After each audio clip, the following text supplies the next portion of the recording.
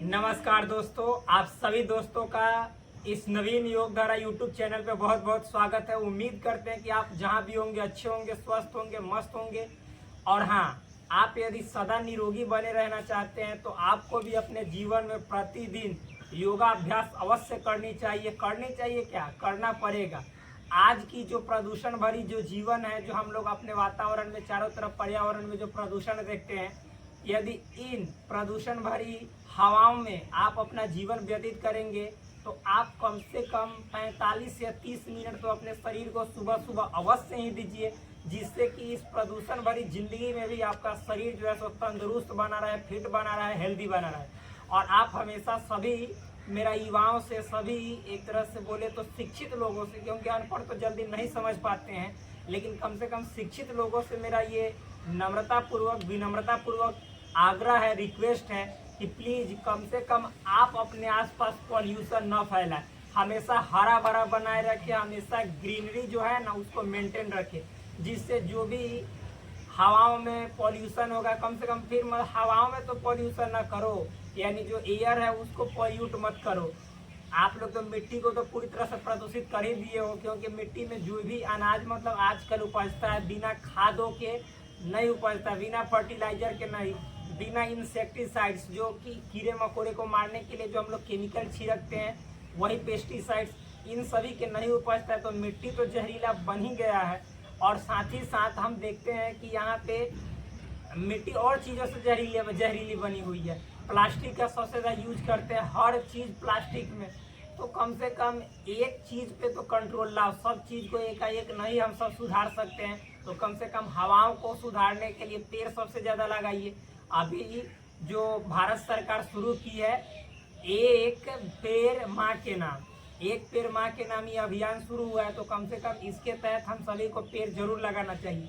हम दिखाएंगे हमारे जो ये घर है, घर के पीछे वाला जो थोड़ा सा जगह, वहाँ पे कितने पेड़ है, बहुत सारे पेड़, हमने नीम के बहुत सारे वहाँ पे पेड़ लगाए हुए हैं।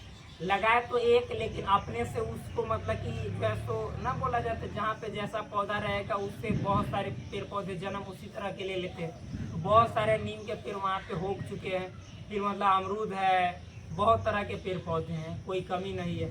तो कम से कम सब कोई जरूर पेड़ पौधे लगाए। ना पेड़ पौधे लगा सकते हो यार, छोटा छोटा फूल भी तो लगा सकते हो।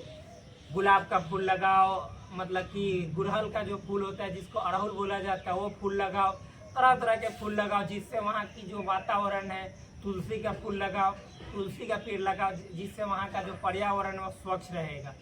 तो जब पर्यावरण स्वच्छ रहेगा तब आप किसी प्रकार का अभ्यास करेंगे, वो आपके शरीर में 100% फायदा पहुँचाएगा, 100% लाभ पहुँचाएगा। तो इसी क्रम में हम आप सभी को योग से संबंधित एक एक बात शेयर करते रहते हैं, आपके स्वास्थ्य से संबंधित, पर्यावरण से संबंधित। और इसके लिए हमने जो सहारा के रूप में, हेल्प के रूप में जो बुक रखा है, वो है संपूर्ण योग विद्या कंप्लीट योगा नॉलेज, जो कि राजीव जैन त्रिलोक जी द्वारा लिखित है। इस पुस्तक में लिखित एक एक बातों को अपने वीडियो के माध्यम से मैं आपको प्रतिदिन बताता हूँ। और आज जिस बात को बतलाने जा रहा हूँ, जिस क्रिया को बतलाने जा रहा हूँ, उस क्रिया का नाम है उदर शक्ति विकासक क्रिया, जो कि सूक्ष्म व्यायाम के अंतर्गत आता है।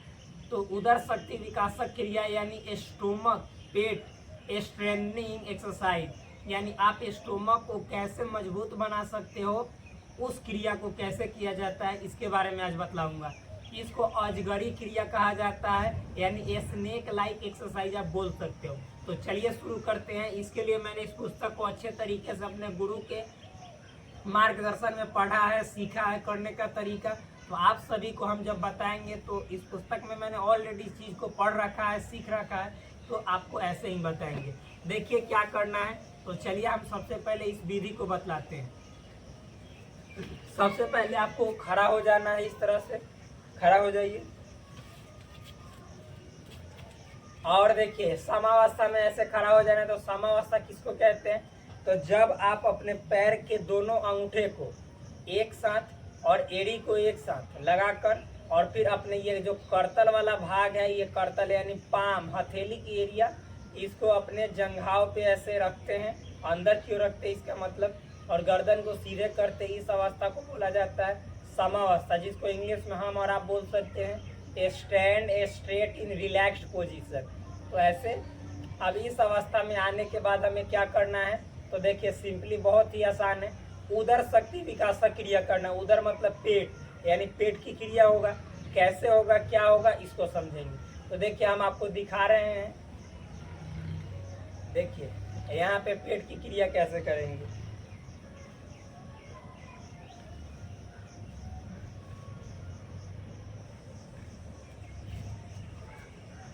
देखिए, और इस तरह का मतलब आप ढीला ढककर पैंट पहनिएगा तो आपको जो भी आसन कीजिएगा उसमें कंफर्टेबल फील होगा।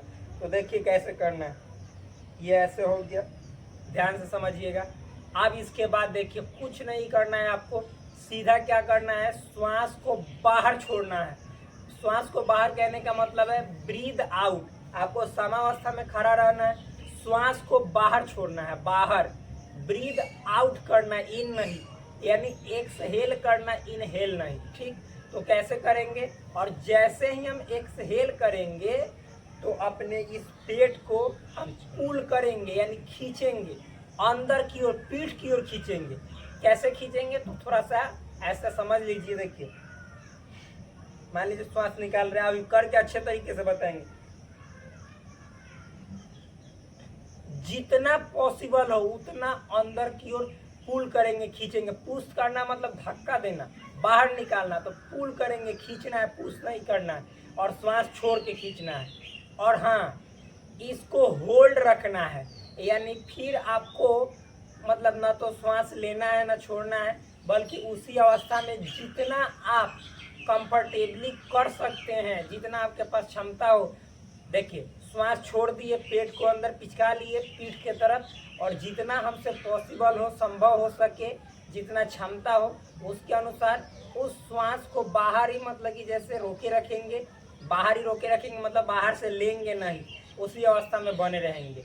और फिर इतना कर लेने के बाद जब हमें लगे कि अब हमसे नहीं रहा जा सकता है, तो फिर बाहर से श्वास नाक के माध्यम से लेना है और अपने इस पेट को पुश करना है, यानी बाहर की ओर पेट को फुलाना है, एक्सपेंड करना है। और फिर जितना देर हम अपने पेट में श्वास को रख सके उतना देर रखना है, और फिर से इस क्रिया को ऐसे ही 3 बार कम से कम करना है, जिससे आपको आने वाले जो हम नौली क्रिया जब बताएंगे, आप ऐसे नौली क्रिया देखते होंगे, ऐसे किया जाता है।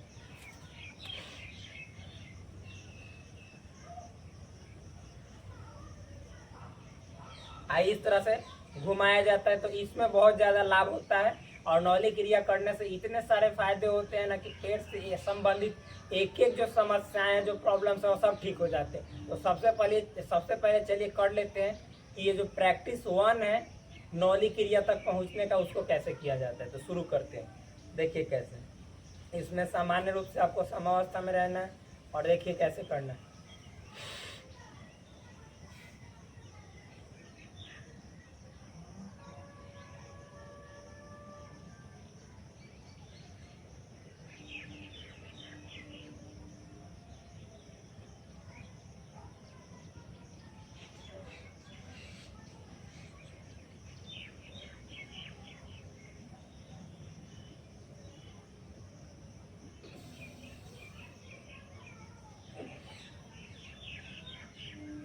आप श्वास लेना है,